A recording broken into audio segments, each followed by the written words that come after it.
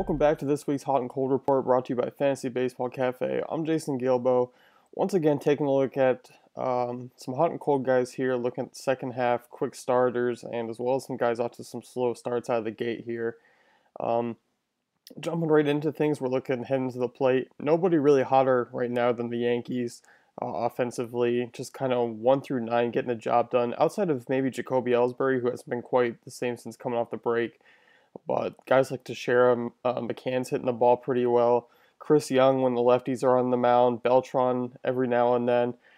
Putting in just a monster effort 1 through 9, especially Teixeira. It's really hard to not like the Yankees lineup, especially those lefties in with the short porch anyway. But they've looked really good. I believe it was 69 runs over the last 7 games or something like that, which is just insane. So Yankees owners have to be happy there, as well as fans of the team in general. They are cruising. And if you want to stay in New York, stay in the Big Apple here, we're looking at the Mets. Lucas Duda coming out to a really strong start here in the second half, getting the job done. They acquired Yoenis Cespedes, who's looked like he's fitting pretty well so far. Daniel Murphy hitting well in the 2 spot. David Wright coming back soon. Granderson's hitting the ball pretty well in the leadoff spot. Flores battling through the tiers, but hitting the ball pretty well too. A lot to like about the Mets offense when they're healthy. They are not when he's healthy. So if they can stay healthy and can stay somewhat consistent down the stretch here, that's a nice some nice players to pick up or look for here. Taking a look at some guys who were for the Yankees, Chase Headley. Hitting 278 on the season now. He's hit 370 in July, hitting over 400 here so far in August. He's out in the waiver wires. A nice fill-in for third base there, especially if you're looking to make some moves. I've seen a lot of people trying to move Evan Longoria.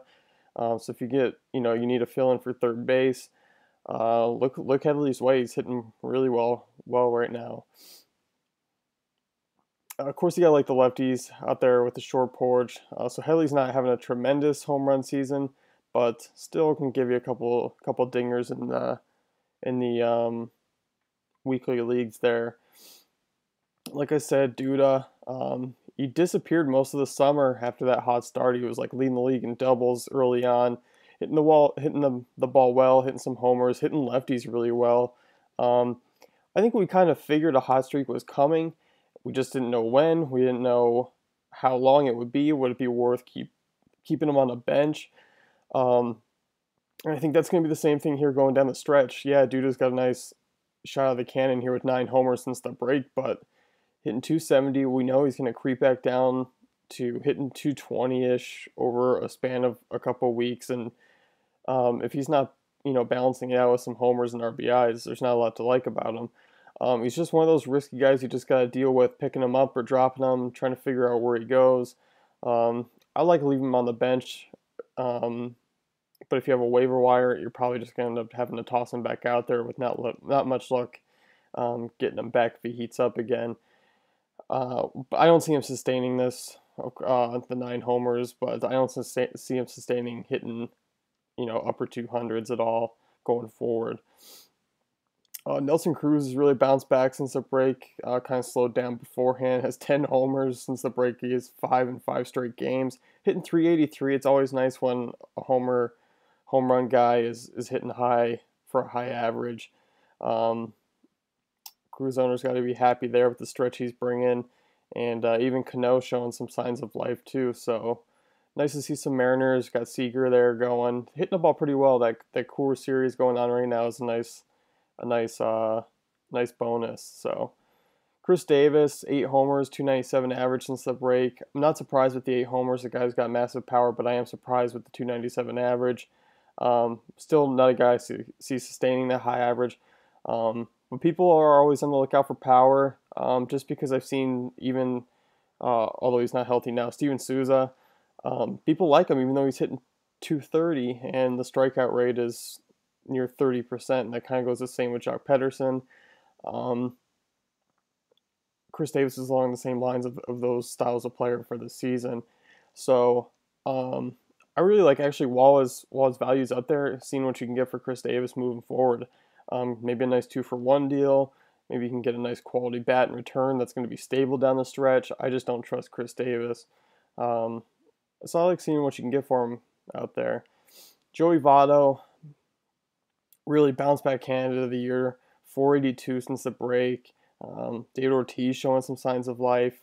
Really under the radar outfielder is Randall Grichuk for St. Louis, hitting 339 with 5 homers since the break. Hitting up in the lineup, he's moved Colton Wong down, and Carpenter's heating back up too. He's got a homer in the last couple days, hitting the ball well too. I really like Grichuk a lot the rest of the season just because of where the Cardinals' health standpoint. You know he's going to be in the lineup against both lefties and righties, which he's hitting both very well. And I think he's earned himself a spot going forward as well with Matheny there. So I really like him.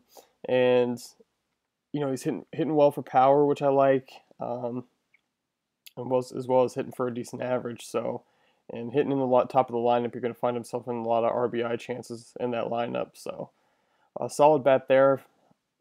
If you like him, get a nice, he's a good piece to throw in if you're trying to look for trades. And also, he could be still out there in shallow leagues. On to the other side of the spectrum, Jock Pederson, I said, still slumping, still striking out a ton. In redrafts and low keeper leagues, I like trotting him out there, see what you can get for him, see if people will bite, hoping that power comes back soon. Because I don't really see great value over the rest of the season, and he's probably going to be a bench guy, just until he shows some signs of life from the plate, but still striking out at an incredible rate of like 35% so far. So not a lot to like about him right now. Another guy, Hanley Ramirez, just a .30 ISO since the break. Has not looked good at the plate. He's chasing a lot of stuff, chasing everything in, and hasn't looked really that good. This is his last year of shortstop eligibility, and shortstop's a pretty weak position if you don't have Tulowitzki or Correa or Peralta or Brandon Crawford. You probably don't have much going on offensively there. And Hanley is an upgrade probably over those not those 4 guys, anyone less than those. So I like throwing him out and see what you can get for trade value too. Because next year he's going to move to strictly outfield, which it's a deeper position. 260, 20 homers, whatever he's at right now, is not hard to find. Hanley's kind of all name at this point right now, and he's another one I like see what you can get. Staying at shortstop, Ian Desmond showing some life, a couple homers, but I stand pat on not wanting this guy on my team. He's not going to hit that 2020 mark like everyone thought he was. Yeah, there's some sparks of late, but this is the time to get people to bite on Desmond, see what they can get. So moving guys like Desmond and Hanley at a weak shortstop position is kind of the way to go. Whether it's for a back-end starter and a position player, or a nice 1-for-1 grab. Those are 2 guys I really see moving. Moving to the bump now, Chris Sale, 7.61 ERA since the break, 4 starts, tough opponents, but really nothing Sale shouldn't have taken care of, especially from the Rays standpoint. I really thought he should have a great start last night.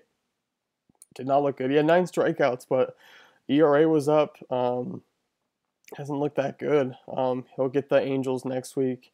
So, obviously, Chris Sale, you're just, starting him out there each week, and hopefully he bounce back. Fortunately, his teammate, Jeff Samardzija, with the ERA in the 5 since the break. This is a guy I've gone on the record I've always tried to sell when he gets on a hot streak, because he falls back to these levels where he's so bad for over the course of 3 weeks, and, then he'll show a start or 2 where he's really good and his potential, but overall, I'm not a big fan of Samardzija. So if you miss the window on selling him, you're kind of stuck with his tough luck here going forward, hoping he gets into a hot streak coming close to playoff time. A lot of big names that are been quite average. Corey Kluber got a FIP in the 2s, but the ERA in the 4s. Not a lot of run support coming behind him. Felix Hernandez has been okay. Cole Hamels has been roughed up by the Giants mainly. So it's just kind of a tough stretch right now going with these guys, but you just trust them enough to get going forward for the rest of the season. Some solid arms. Clayton Kershaw's been, okay. Just a cool 0 ERA and got the scoreless streak going, striking out 10 plus guys a game. Just unreal numbers right now. Hip seems to be no problem. So Matt Schumacher has looked really good for LA here, channeling his 2014 self with 3 starts, no earned runs in over the three, 12 K through 9 in that span. The strikeout rate and swinging strike rate is up, makes up for that poor ground ball rate early in the season. Now that's starting to balance out. If he can keep the strikeout rate going somewhere around what he is, I wouldn't even be bothered if it fell over close to 3-4%. Um, you got to like Schumacher going forward. I think he's kind of balanced it out and figured things out here. The Angels lost C.J. Wilson, so it's need guys to step up. A few other guys I really like. Jimmy Nelson, he's pitched really well. He's getting the ground ball rate up.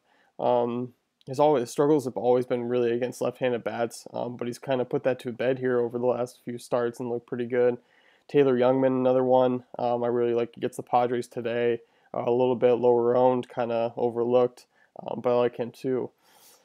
My buy low target before the break, John Lester, has really found himself in the second half, 2-0 in 3 starts, 10.9 K through 9, dominated the Rockies at home, had that shortened start against the Pirates, which he never got himself into, but has looked pretty good since coming back. A guy I'm really worried about going down the stretch, if you're relying on him any more than an SP2 or higher, is Masahiro Tanaka. He's been okay, not great, but not bad. A 5.19 FIP is somewhat concerning. His strikeout rate has dropped each month when he's healthy by a decent margin. 26.7% in the 1 or 2 starts he started in April. June, he was pretty healthy, 24.8%. July dropped off 20 to 20.9%. In August, he had a 13% so far. Is this a trend to keep looking forward to? It could be if his arm is starting to wear down, starting to not throw as much off speed, starting to kind of rely on the fastball a little more. I think it's really tough to rely on him going forward. I'm not going to count on it, especially if you have him as an ace or two on your team. So that's going to take us out here. Trade deadlines are ending soon, so moves are pretty crucial right now. Always be sure to head to our forums. Throw them in there and get the cafe's perspective on them.